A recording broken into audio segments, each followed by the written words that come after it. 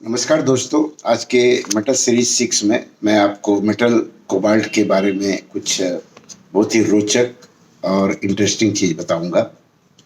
तो पूरे periodic table में कोबाल्ट और निकल ये दो ही एलिमेंट हैं जिनका नामकरण मतलब स्पिरिट्स या बुरी आत्मा के ऊपर किया गया है।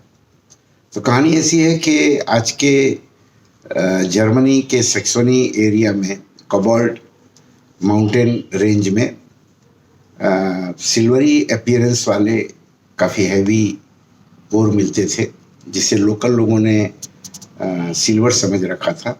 और उसमें से सिल्वर निकालने के लिए जैसे ही उन्होंने स्मेल्टिंग प्रोसेस शुरू किया तो उससे बहुत ज़्यादा जहरीली गैस निकलती थी और चांदी तो निकली ही नहीं। तो लोगों ने इसे जो है सापित या कोबाल्ट माउंटेन का अभिशाप इस तरह का नाम दिया। और इस मेटल के बारे में इतना कह सकते हैं कि पुराने जितने भी मेटल हैं जैसे iron, copper, lead, zinc, tin, mercury, सोना, चांदी, तो ये सब जितने पुराने मेटल हैं इनके डिस्कवरर आज तक हमें पता नहीं है। लेकिन यही एक पुराना मेटल है कि जिसका डिस्कवरर के बारे में हमें पता है।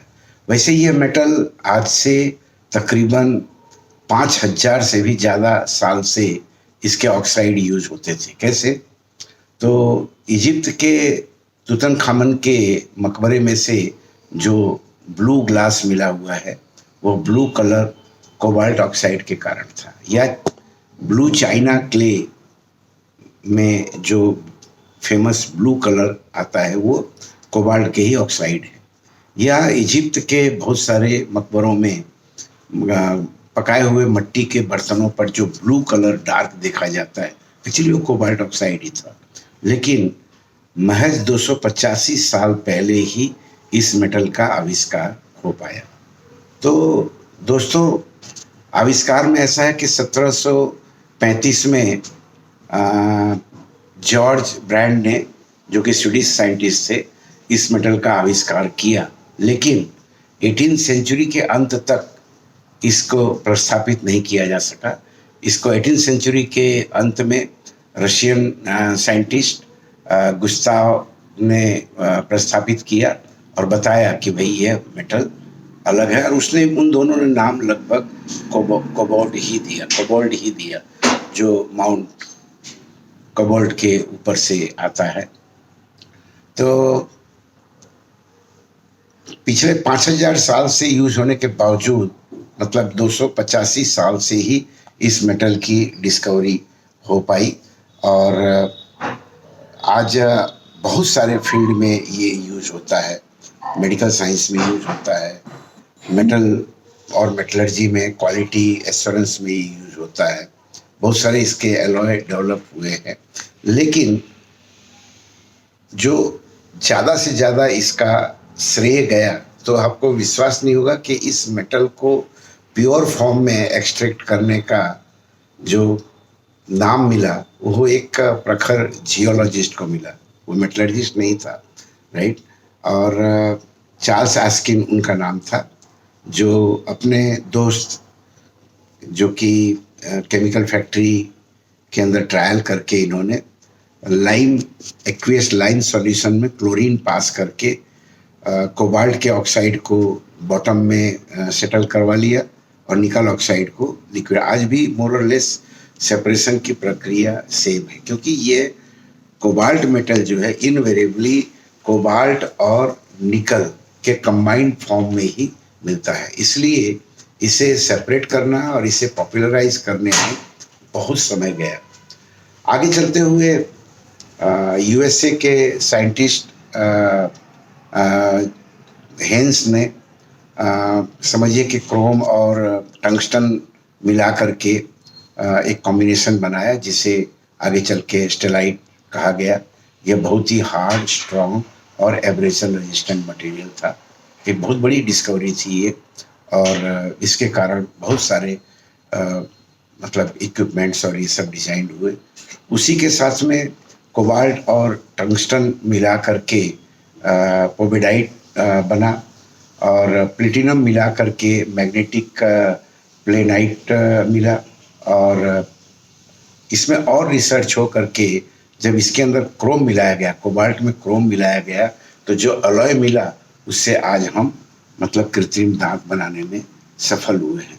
और कोबाल्ट के एनोड्स ने आगे चल करके प्लेटिनम को रिप्लेस किया। यही नहीं दोस्तों, कोबाल्ट और स्टील का कॉम्बिनेशन जापानीज साइंटिस्ट होंडा और टकाती ने डेवलप किया, जिसमें उन्होंने 20 से 60% कोबाल्ट के एलॉय स्टील के साथ में बनाए, और ये एलॉय 1150 डिग्री सेंटीग्रेड तक मैग्नेटिक थे, जिससे आने वाले समय में टरबाइन के ब्लेड्स, एरोप्लेन के पार्ट्स और दूसरे बहुत सारे इसमें हुए। लेकिन इनका मेन दुरुपयोग जो हुआ वो मैग्नेटिक माइंस बनाने में वर्ल्ड वॉर में ज़्यादा यूज हुआ। आयरनी गिनी जाएगी दोस्तों कि यही एक मेटल है कि जिसने जितना डिस्ट्रक्शन किया उससे ज़्यादा मैन काइंड का इसने हेल्प किया। कैसे किया? तो कोबाल्ट के 1 डज़न से ऊपर आइसोटॉप्स हैं, लेकिन कोबाल्ट 60 जो है वह बहुत ही स्टेबल आइसोटॉप है, और उसका रेडियोथेरापी मेडिकल में यूज होता है।